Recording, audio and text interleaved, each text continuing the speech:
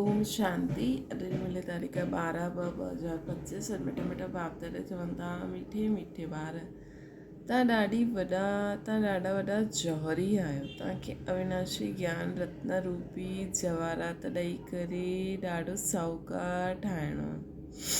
प्रश्न आहे, पंहिंजे जीवन खे हीरे जहिड़ो ठाहिण लाइ कंहिं ॻाल्हि जी ॾाढी संभाल करणी खपे।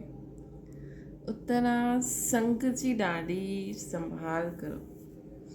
ॿारनि खे संग हुनजो करिणो खपे जो सुठा बरसदा आहिनि, जो बरसदा ई न आहिनि उन्हनि जो संग रखण सां फ़ाइदो ई छा आहे। संग जो दोष ॾाढो लॻंदो आहे। कोई कंहिं संग सां हीरे जहिड़ो ठही वेंदो आहे, कोई कंहिं संग सां ठिकर ठही वेंदा आहिनि। जो ज्ञानवान हूंदा उहे आपसमान ज़रूरु ठाहींदा। संग सां पंहिंजी संभाल रखंदा। ओम शांति। मिठे मिठे रूहानी ॿारनि खे सॼी सृष्टि सॼो ड्रामा सुठी रीति बुद्धि में यादि आहे। कॉन्ट्रास्ट बि बुद्धि में आहे न। इहो सॼो बुद्धि में पको रहणो खपे कि सत्युग में सभु श्रेष्ठाचारी निर्विकारी पावन सॉल्वेंट हुया। हाणे त दुनिया भ्रष्टाचारी विकारी पतित इंसॉल्वेंट आहे। हाणे तव्हां पार संगम युग ते आहियो। तव्हां हुन पार वञो था जीअं नदी ऐं सागर जो जाते मेल थींदो आहे उनखे संगम चइबो आहे। हिकु तरफ़ पाणी मिठो पाणी, ॿियो तरफ़ खारो पाणी हूंदो आहे। हाणे हीअ बि संगम आहे। तव्हां ॼाणंदा आहियो बराबरि सतयुग में लक्ष्मी नारायण जो राज्य हुयो, पोइ ईअं चक्र फिरियो। हाणे संगम आहे, मतिलबु कलयुग में कड़वा माण्हू, सतयुग में मिठा माण्हू। खारा माण्हू मतिलबु हीअं संगम जो एग्ज़ाम्पल बाबा इन करे ॾियनि था। जीअं नदी आहे ईअं ई ॿ युगनि जो, कड़वे ऐं मिठे युगनि जो संगम।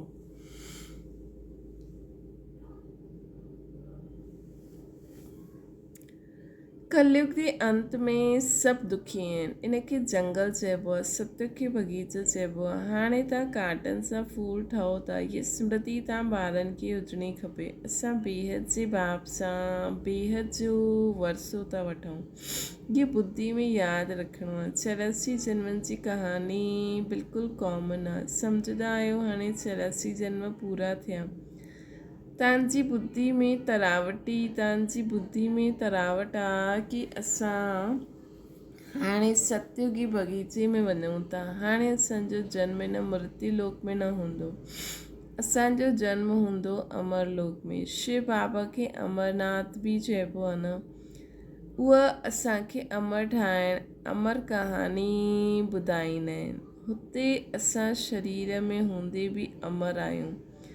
पंहिंजी ख़ुशी सां टाइम ते श्री छॾंदासीं। हुनखे मृत्यु लोक न चइबो। तव्हां कंहिंखे बि सम्झाईंदा त सम्झंदा बराबरि इन्हनि में त पूरो ज्ञान आहे।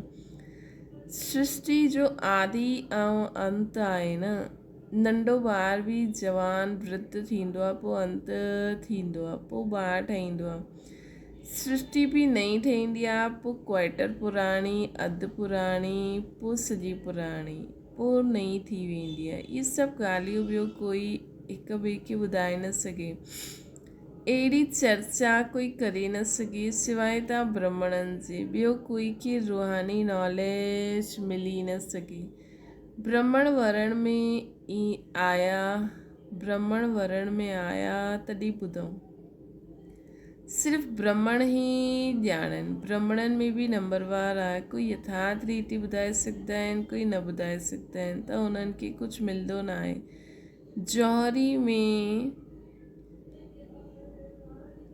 जौहरियुनि में बि ॾिसंदव, कोई वटि त करोड़नि जो माल रहंदो आहे, कोई वटि त 10,000 जो बि माल न हूंदो आहे। तव्हां में बि ईअं ई आहे न। जीअं ॾिसो, इहो जनक आहे, इहो सुठो जौहरी आहे। इन्हनि वटि वैल्यूबल जवाहरात आहिनि। कंहिंखे ॾेई करे सुठो साहूकार ठाहे सघंदी आहे। कोई नंढो जौहरी आहे, जास्ती ॾेई न सघंदा आहिनि, त उनखे पद बि घटि थी वेंदो। तव्हां सभु जौहरी आहियो न। हाणे अविनाशी ज्ञान रत्न जा जवाहरात आहिनि। ये अविनाशी ज्ञान रतन जा जवाहरात आहिनि। जंहिं वटि सुठा रतन हूंदा उहो साहूकारु ठाहींदो, ॿियनि खे बि ठाहींदो। ईअं त न सभु सुठा जौहरी हूंदा, सुठा सुठा जौहरी वॾे वॾे सेंटर्स ते भेजे ॾींदा आहिनि। वॾा आदमियुनि खे सुठी जवाहरात ॾिबी आहे न। वॾा वॾा दुकाननि ते एक्सपर्ट रहंदा आहिनि। बाबा खे बि चइबो आहे न सौदागर रत्नागर, रत्ननि जो सौदो कंदा आहिनि। पोइ जादूगर बि आहे, छो जी उन्हनि वटि ई दिव्य दृष्टि जी चाबी आहे न। बाबा वटि दिव्य दृष्टि जी चाबी आहे। कोई नौदा भक्ति कंदो आहे त हुननि खे साक्षात्कार थी वेंदो आहे। हिते उहे ॻाल्हियूं न आहिनि। हिते त अनायास घर वेठे बि ॾाढनि खे साक्षात्कार थी वेंदो आहे। दिन प्रतिदिन सहज थींदो वेंदो आहे। त बाबा चवनि था ॾिसो मां सौदागर बि आहियां त जादूगर बि आहियां। दिव्य दृष्टि द्वारा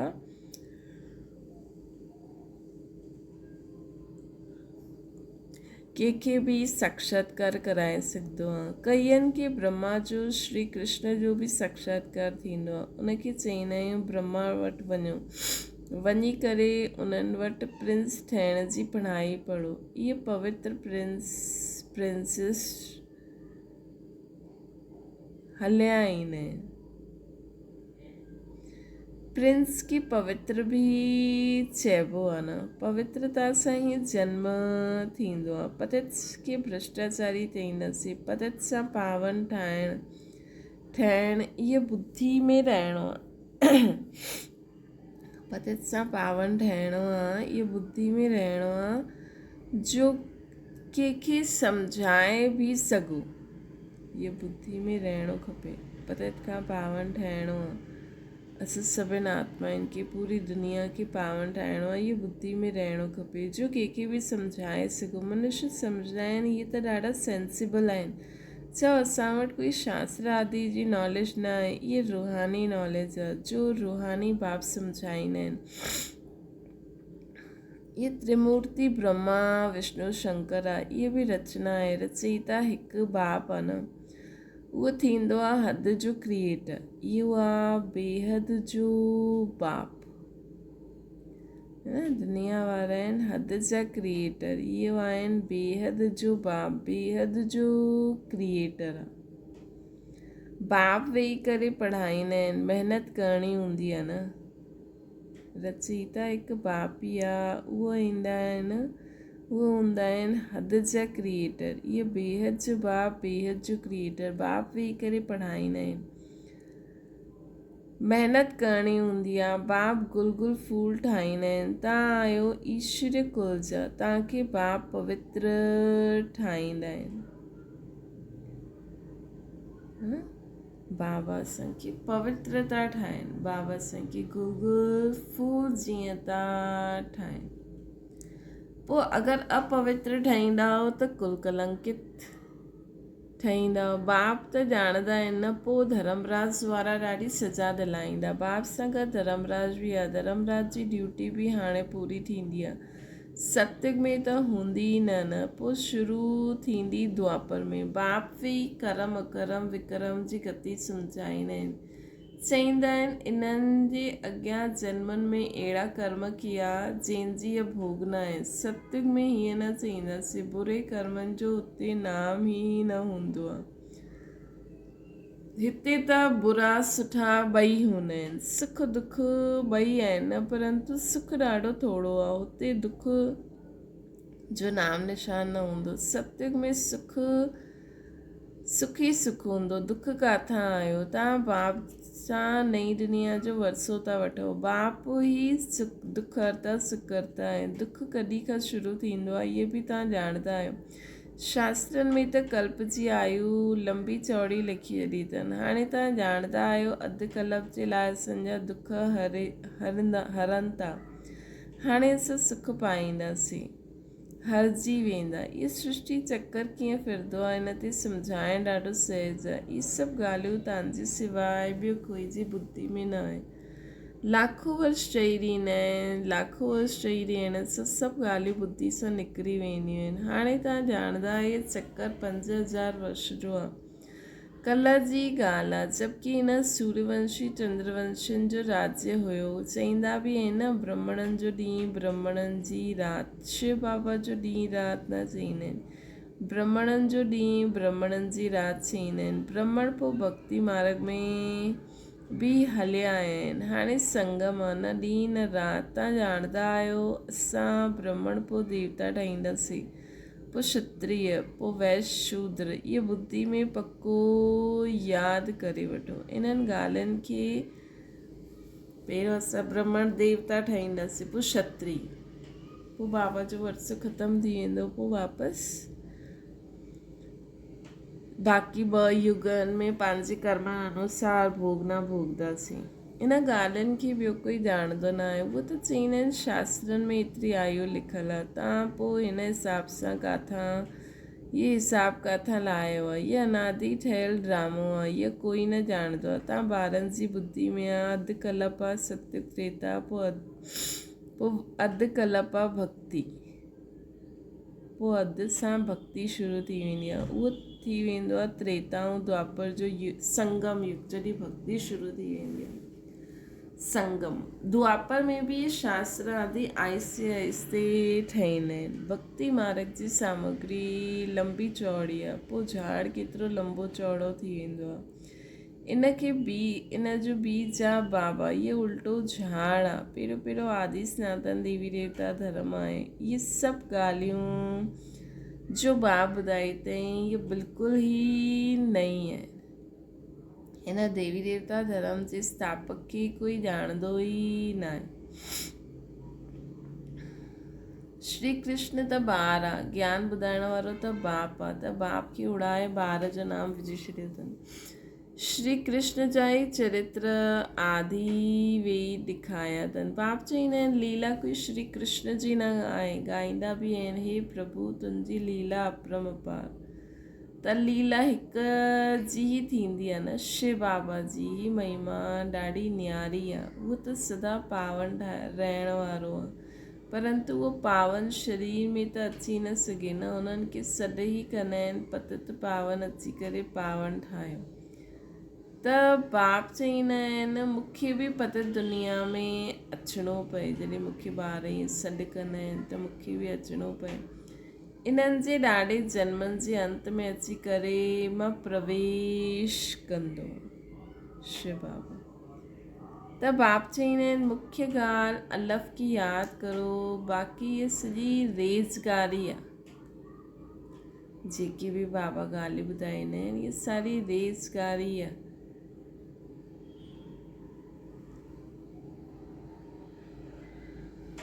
मुख्य ॻाल्हि आहे पंहिंजे खे आत्मा सम्झी मूंखे यादि करो। उहो सभु त धारण करे न सघनि न। जेकी रेज़गारी आहे उहो सभु त धारण न करे सघनि न। जो धारण करे सघंदा आहिनि उन्हनि खे सम्झाईंदो आहियां। बाक़ी जो चई ॾींदा आहिनि, बाक़ियुनि खे चई ॾींदो आहे मन मना भव। नंबरवार बुद्धि त थींदी आहे न। बादल कोई त ख़ूब बरसंदा आहिनि, कोई थोरो बरसी करे हली वेंदा आहिनि। तव्हां बि बादल आहियो न, कोई त बिल्कुलु बरसंदो ई न आहे। ज्ञान खे खीचण जी ताक़त ई न आहे। मम्मा पापा सुठा बादल आहिनि न। ॿारनि खे संग उन्हनि जो करणु खपे जो सुठा बरसंदा आहिनि। जो बरसंदा ई न आहिनि हिननि जे संग रखण सां छा थींदो? संग जो दोष बि लॻंदो आहे न। कोई त कंहिंजे संग में हीरे जहिड़ो ठही वेंदो आहे, कोई पोइ कंहिंजे संग में ठिकर जहिड़ो ठही वेंदो आहे। पोइ पीठ पकड़णी खपे सुठनि जी। जो ज्ञानवान हूंदा उहो आपसमान फूल ठाहींदा। सत बाप सां जो ज्ञानवान ऐं योगी ठहिया आहिनि उन्हनि जो संग करणो खपे। ईअं न सम्झणो आहे कि असां फलाणे जो पूछ पकड़े करे पार थी वेंदासीं। अहिड़ा ॾाढा चईंदा आहिनि, परंतु हिते त उहा ॻाल्हि न आहे। स्टूडेंट कंहिंजी पूछ पकड़ण सां पास थी वेंदो आहे छा? पढ़णो पवंदो आहे न। बाप बि अची करे नॉलेज ॾींदा आहिनि। हिन समय उहे ॼाणंदा आहिनि असांखे ज्ञान ॾियणो आहे।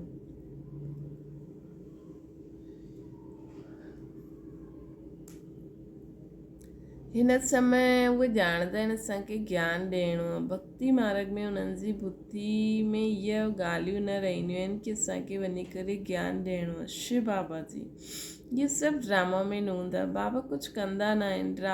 ड्रामा में दिव्य दृष्टि मिलण जो पाठ त साक्षात्कार, ड्रामा में दिव्य दृष्टि मिलण जो पाठ आहे त साक्षात्कार थी वेंदो आहे कंहिंखे।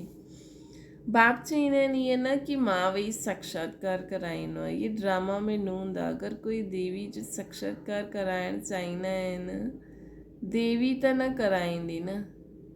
देवी जो साक्षात्कार करणु चाहींदा आहिनि त उहो देवी त न कराईंदी। चईंदा आहिनि हे भॻवानु असांखे साक्षात्कार करायो। बाप चईंदा आहिनि ड्रामा में नूंद हूंदो त थी वेंदो। मां बि ड्रामा जे बंधन में बंधल आहियां। बाबा चईंदा आहिनि मां हिन सृष्टि में आयो आहियां, इन्हनि जे मुख सां मां ॻाल्हायां थो, इन्हनि जी अखियुनि सां तव्हांखे ॾिसां थो। बाबा ब्रह्मा बाबा जी मुख सां ॻाल्हाईंदा आहिनि, इन्हनि जी अखियुनि सां ॾिसंदा आहिनि। अगरि शरीर न हुजे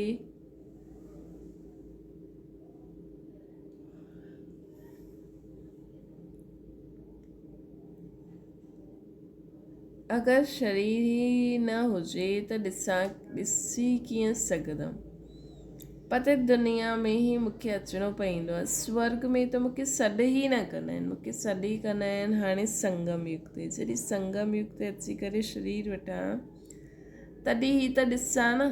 निराकार रूप में त कुझु ॾिसी न सघंदो आहे। ऑर्गन्स बिगर आत्मा कुझु बि करे न सघंदी आहे। बाबा चईंदा आहिनि मां ॾिसी कीअं सघंदो आहे, चुरपुर कीअं करे सघंदो आहे बिगर शरीर जे। इहे त अंधश्रद्धा आहे न। जो चईंदा आहिनि ईश्वर सभु कुझु ॾिसंदो आहे, सभु कुझु कंदो आहे। ॾिसंदो पोइ कीअं, जॾहिं ऑर्गन्स मिलनि तॾहिं त ॾिसे न। बाप चईंदा आहिनि अच्छा सुठो व बुरो कमु ड्रामा अनुसार हर हिकु कंदा आहिनि। इहे बि न हूंदा। मां थोरी एतिरो करोड़ मनुष्यनि खे वेही उन्हनि जो हिसाबु ॾिसंदमि। मूंखे शरीर आहे, मूंखे शरीर आहे तॾहिं सभु कुझु कंदो आहे। बाबा बि लोन वठंदा आहिनि न, करन करावनार बि तॾहिं चईंदा आहिनि, न त चई न सघनि। मां जॾहिं हिन में अचां तॾहिं अची करे पावन ठाहियां। मां जॾहिं हिन ब्रह्मातन में अचां तॾहिं अची करे पावन ठाहियां। मथे में आत्मा छा कंदी, शरीर सां ई पाठ वॼाईंदा न, है न। मां जॾहिं हिन शरीर में अचां तॾहिं त पावन ठाहियां। मथे में आत्मा छा कंदी, शरीर सां ई त पाठ वॼाईंदा न। मां बि अची करे शरीर में अची करे पाठ वॼाईंदो आहे। सत्युग में मुंहिंजो पाठ न आहे। पाठ बिगर कोई कुझु करे न सघंदो आहे, है न। पाठ बिगर कोई कुझु करे न सघंदो आहे। शरीर बिगर आत्मा कुझु न करे सघंदी आहे। त मुंहिंजो सत्युग में मुंहिंजो पाठ ई न आहे, त पाठ ई न आहे त मां कीअं करे सघंदो आहे। आत्मा खे सॾु कबो आहे, उहो बि शरीर में अची करे ॻाल्हाईंदी आहे। ऑर्गन्स बिगर कुझु न करे सघे। इहे डिटेल जी सम्झानी आहे। मुख्य ॻाल्हि त चइबो आहे बाप ऐं वर्स खे यादि करो। बेहद जो बाप एतिरो वॾो आहे, हुन सां वरसो कॾहिं मिलंदो हूंदो इहो कोई ॼाणंदो न आहे। चईंदा आहिनि अची करे दुख हरो सुख ॾियो, परंतु कॾहिं कंहिंखे पतो न आहे। तव्हां ॿार हाणे नई ॻाल्हियूं ॿुधो था, तव्हां ॼाणंदा आहियो असां अमर ठहूं था, अमर लोक में वञूं था। तव्हां अमर लोक में केतिरी बार विया आहियो, अनेक बार विया आहियो न अमर लोक में। हिन जो हाणे हिन जो कॾहिं अंत न थी सघंदो। मतिलबु इहो चकर फिरंदो ई रहंदो।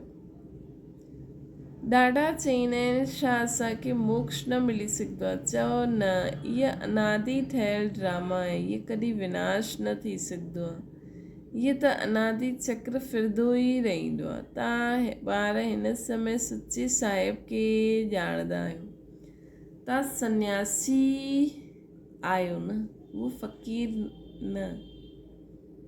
सन्यासियुनि खे बि फ़क़ीर चईंदा आहिनि।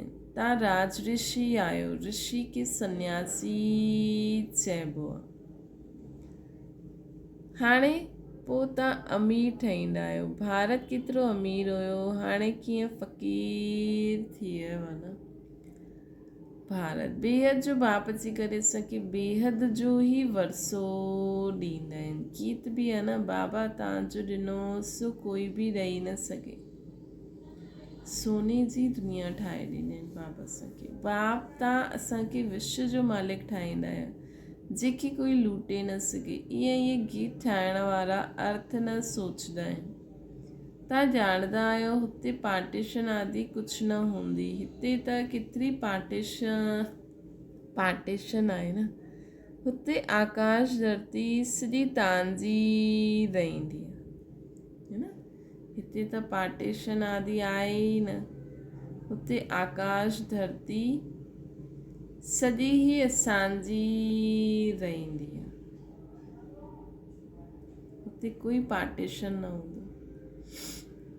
त एतिरी ख़ुशी ॿारनि खे रहणी खपे। हमेशह सम्झ शिव बाबा ॿुधाईंदा आहिनि, छो जो उहे कॾहिं हॉलीडे न वठंदा आहिनि, कॾहिं बीमार न थींदा आहिनि। यादि शिव बाबा जी ई रहणी खपे। इन्हनि खे चइबो आहे निरहंकारी। मां ईअं कंदो आहियां, मां ईअं कंदो आहियां, इहा अहंकार न अचिणो खपे। सर्विस करणु त फ़र्ज़ु आहे, इन में अहंकार न करिणो। अहंकार आयो ऐं किरियो। सर्विस कंदा रहो, ये रूहानी सर्विस आहे न, बाक़ी उहा जिस्मानी आहे। अच्छा, मीठी मीठी सिकी लॾे ॿारनि प्रति माता पिता बाप दादा जो यादि प्यार और गुड मॉर्निंग। रूहानी बाप जी सभिनि रूहानी ॿारनि खे नमस्ते। असांजी बि रूहानी माता पिता बाप दादा खे यादि प्यार गुड मॉर्निंग ऐं नमस्ते। धारणा जे लाइ मुख्य सार बाप जो पढ़ाईंदा आहिनि, उनजो रिटर्न गुल फूल ठही करे ॾेखारिणो आहे। महिनत करणी आहे, कॾहिं बि ईश्वर जो नाम बदनाम न करिणो। जो ज्ञानवान ऐं योगी आहिनि उन्हनि जो ई संग करिणो न। जो ज्ञानवान ऐं योगी आहिनि उन्हनि जो ई संग करिणो आहे। ॿियो आहे मापन जो त्याग करे निरहंकारी ठही रूहानी सेवा करणी आहे। मापन जो त्याग करे निरहंकारी ठही करे रूहानी सेवा कंदा हलो। इहो पंहिंजो फ़र्ज़ु सम्झणो है न। इनखे पंहिंजो फ़र्ज़ु सम्झणो आहे कि असां बि बाबा जा ॿार बाबा जे कार्य में मददगार ऐं बाबा ठाहे कंहिंजे लाइ आहिनि था है न। अहंकार न अचिणो खपे। वरदाना व्यर्थ के भी शुभ भाव श्रेष्ठ भावना द्वारा परिवर्तन करण वारा सच्चा मर्जी वठो। बाप दादा जी श्रीमत आ ॿार व्यर्थ ॻाल्हियूं न ॿुधो, न ॿुधायो, न सोचो। सदा शुभ भावना सां सोचो, शुभ बोलो। व्यर्थ के भी शुभ भाव में परिवर्तन शुभ भाव सां ॿुधो। शुभ चिंतक ठही बोल जे भाव खे परिवर्तन करे छॾो।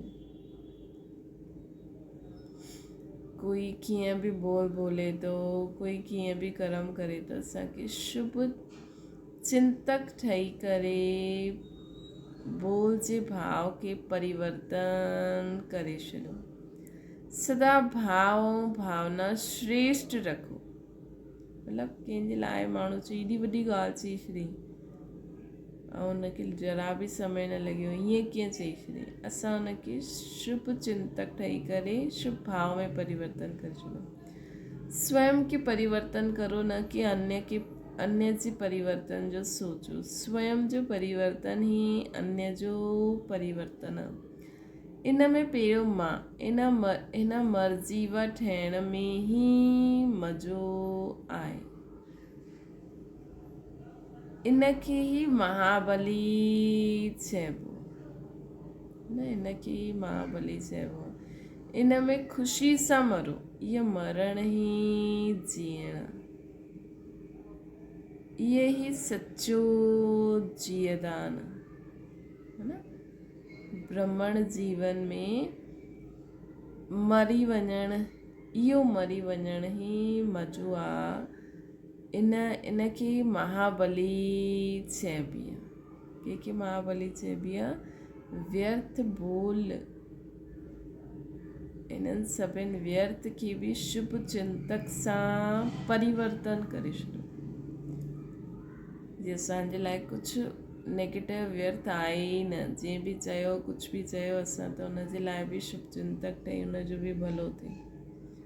इन में ख़ुशी सां मरो, इहो मरण ई जीअण आहे, इहो सचो जीअदान आहे। स्लोगन आहे संकल्पनि जी एकाग्रता श्रेष्ठ परिवर्तन में फास्ट गति खणी ईंदी। असांखे पंहिंजे संकल्पनि में एकाग्रता लाइणी आहे। जॾहिं संकल्पनि में एकाग्रता ईंदी त श्रेष्ठ परिवर्तन में फास्ट गति ईंदी, है न? त श्रेष्ठ परिवर्तन में फास्ट गति थींदी। अव्यक्त इशारा, एकांत प्रिय ठहो, एकता और एकाग्रता के अपनायो। संगठन जी शक्ति जो चाहे वो करे सकती है। संगठन जी निशानी जो यादगार आहे 5 पांडव। एकता जी शक्ति, हाजी हाजी विचार ॾिनो, पोइ एकता जे बंधन में बंधी आहे। ये एकता सफलता जो साधन आहे। संगठन जी शक्ति आहे 5 पांडव। इन्हनि जी संगठन जी यादगार आहे 5 पांडव। ऐं एकता मतिलबु हाजी हाजी करे एकता जे बंधन में बंधिजी वञो। इन सां सफलता मिलंदी। अच्छा, ओम शांति। बाबा खे यादि करो।